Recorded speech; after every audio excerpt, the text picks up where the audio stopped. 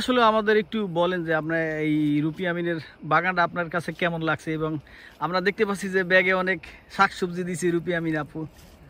So basically কি কি পেলেন এখান থেকে, আর আসলে বাগানটা ঘুরে দেখলে আপনার কেমন লাগলো? যদি সুদূর লন্ডন থেকে আসছেন এইখানে, অনেক দূর যদিও, এত সুন্দর বাগান দেখার জন্য একটু যদি আমাদের অডিয়েন্সদের সাথে শেয়ার করেন। আমি আবারও বলছি, আমাদের লন্ডন বাংলা প্রেস ক্লাবের ইভেন্টস অ্যান্ড ফেসিলিটি সেক্রেটারি এবং চ্যানেল এসের সিনিয়র নিউজ প্রেজেন্টার রুপি আমিনের এই যে বাগান, এই বাগানে আমরা এখন এসেছি।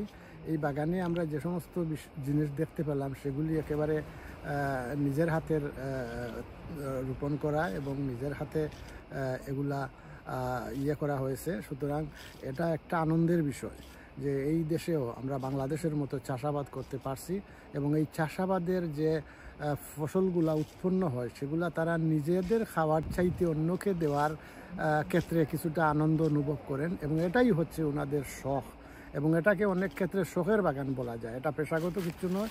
তারা বার্ষিক একটা চাঁদা দিয়ে বা টাকা দিয়ে এটা বন্দোবস্ত নেন এবং এরপরে এখানে তারা শাকসবজি রোপণ করেন। এটা অত্যন্ত ভালো একটা উদ্যোগ। আমার মনে হয় এখানে যাদের বাগানে বা যাদের বাসা বাড়ির পিছনে বাগান আছে অথবা বাড়ির পার্শ্ববর্তী বাগান আছে, এগুলা নিয়ে যদি তারা এই সময়টা ব্যয় করেন তাহলে শারীরিক, মানসিক এবং সব দিক থেকে এটা উপকারী।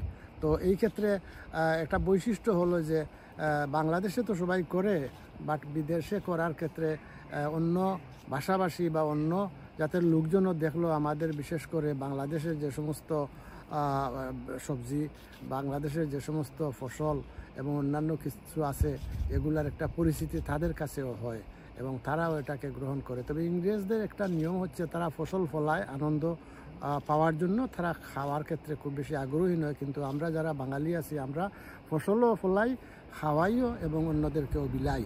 ধন্যবাদ। বাগানের কি ছিল আপনার কাছে বেশি আকর্ষণীয়? আপনি লন্ডন থেকে আসছেন এখানে দেখার জন্য। এখানে কিন্তু বেশ কিছু বিষয় আছে, তার মধ্যে করল্লাটাই আমার কাছে একটু বেশি আনন্দজনক মনে হয়েছে, কারণ এটা অনেক ক্ষেত্রে বাজারে পাওয়া গেলেও সেগুলার যে টেস্ট চাইতে এখানে আরও বেশি হয় এবং দেখতেও সুন্দর এবং একেবারে কষি, তো সেটা স্বাস্থ্যের পক্ষে উপকারী। তাই আমার কাছে এটা খুবই ভালো লেগেছে। করলা এবং আর কি কি আছে এখানে? এই তো লাউ আছে, শিম আছে, এরপরে ধারে কাছে টমেটো আছে, এরপরে এই যে কি কদু, হ্যাঁ কদু বলে, মিষ্টি কুমড়া, এরা আরও অনেক, হ্যাঁ মরিচ, হ্যাঁ এগুলা তো সচরাচর পাওয়া যায় না। আমরা তো যেগুলা দেখি বাজারে সেগুলা তো শুকনা থাকে, এগুলা তো একেবারে তাজা, তরতাজা এবং স্বাস্থ্যকর এবং পুষ্টিকর।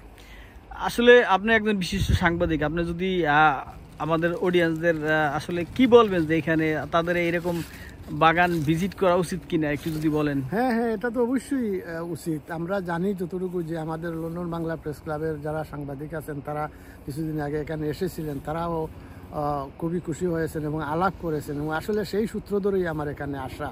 তাদের কাছ থেকে আমি শুনেছি যে রুপি আমিনের এভাবে তিনি একটা বাগান করেছেন বা একটা গার্ডেন করেছেন যেখানে অনেক কিছু পাওয়া যায়, অনেক কিছু দেখা যায়। সেই সূত্র ধরেই আমার এখানে আসা এবং আজকে এসে তার বাস্তব প্রতিফলন পেলাম। এবং এই বাস্তবতার খাতিরে আমরা চাইবো যে আরও অনেকে যারা করেছেন তারাও আমাদেরকে আমন্ত্রণ জানাবেন এবং আমরা সেখানেও যাব, গিয়ে এটা উপভোগ করব।